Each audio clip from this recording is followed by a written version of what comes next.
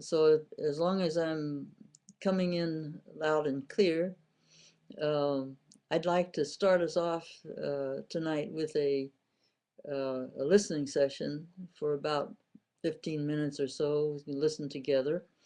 Um, and I would like to offer this kind of meditation to start with. Um, First of all, good to get centered. Um, and I'd like it to center right on the sits bones, whether if you're sitting on a chair or sitting on a cushion, whatever you're doing. Um, but let's direct the energy down from the sits bones. And but before that, let's just rock back and forth a little bit and really bring your mind and breath to the sits bones.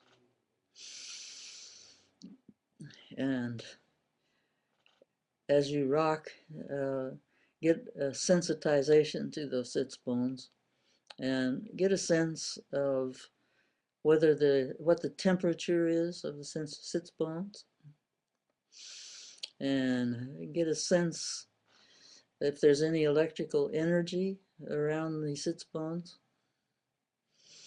and if there is a sense of gravity or magnetic energy there.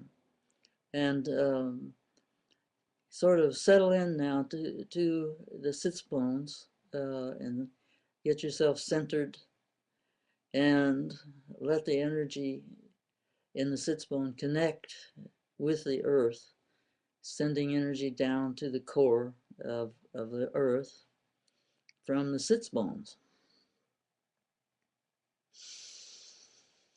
And let's take a good deep breath and hold it a bit and then let it out.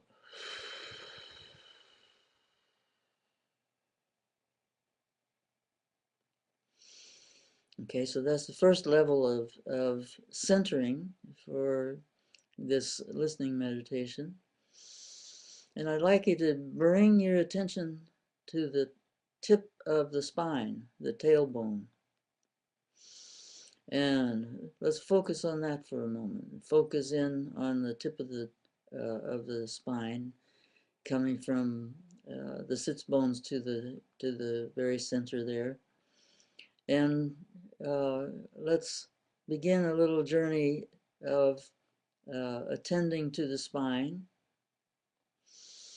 and trying to visualize the triangular structure of the tailbone as it fans out and comes up and connects with the sacroiliac.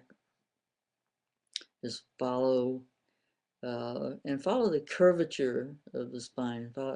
Follow how it curves inward, um, over the pelvis there, and then it starts to curve back toward the center of the back and around near the heart, and keep following the curve of the spine. It curves a little in again toward the neck bone,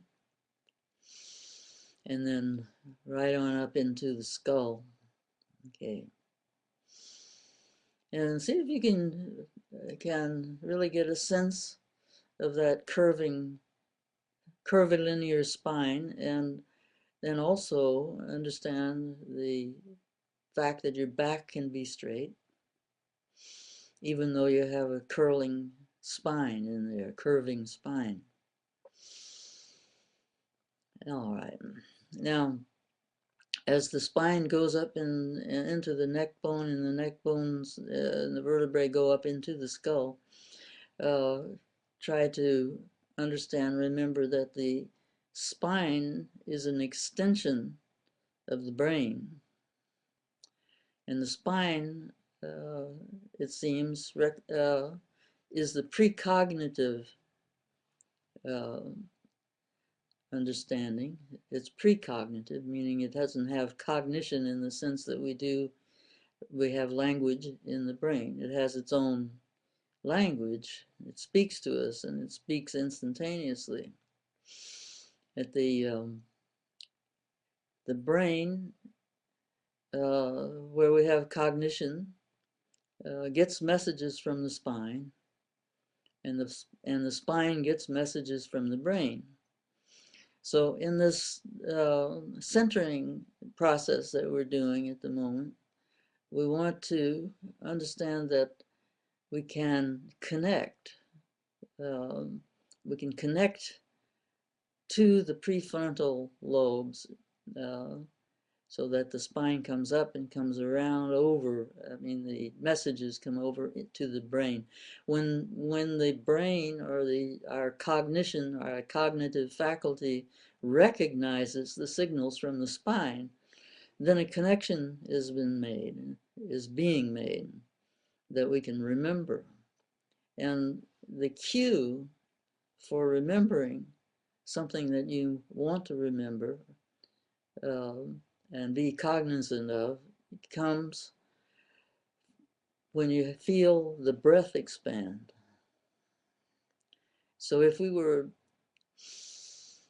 thinking about the sensitization, say, of the sits bones, and want to bring that sensation and feeling into our cognitive faculty or into cognition, then you'll probably feel the breath expand at the moment of that connection.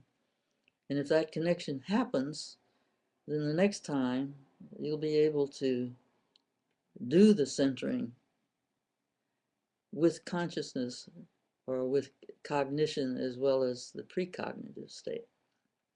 And that's what we're after. We're after making connections up through the spine to the brain, to the prefrontal lobes. Okay, so I just had a breath expansion, so maybe I made a connection. Okay. So now we want to continue our little journey here with the spine-brain connection, and bring your chin in just a little bit, so that the top of the skull is going up, is connecting with the sky. So you might touch the top of your head lightly, and then as an exercise, just shoot a sound beam out into the universe from the top of your skull. Use your auralization skills to do that, and listen for it to return, however long it takes. But if you feel or sense the return of that sound beam, you might feel a slight expansion of the breath, and again we get a connection, a cognitive connection.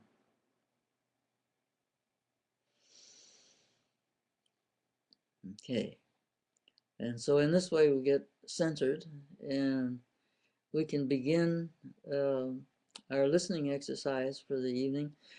And in this exercise, the instructions are just simply to notice where sound impacts the body. So if you have your feet on the floor, or if you're sitting cross-legged, that's another thing. But let's use the soles of your feet as resonators that pick up vibrations that you don't ordinarily attend to. There may be some low frequency rumble that goes by, or something else that vibrates the soles of your feet ever so slightly and very subtly. And so that your listening practice tonight is noticing these subtle vibrations as they happen. So you are almost mapping the body with the sounds that you perceive in this listening.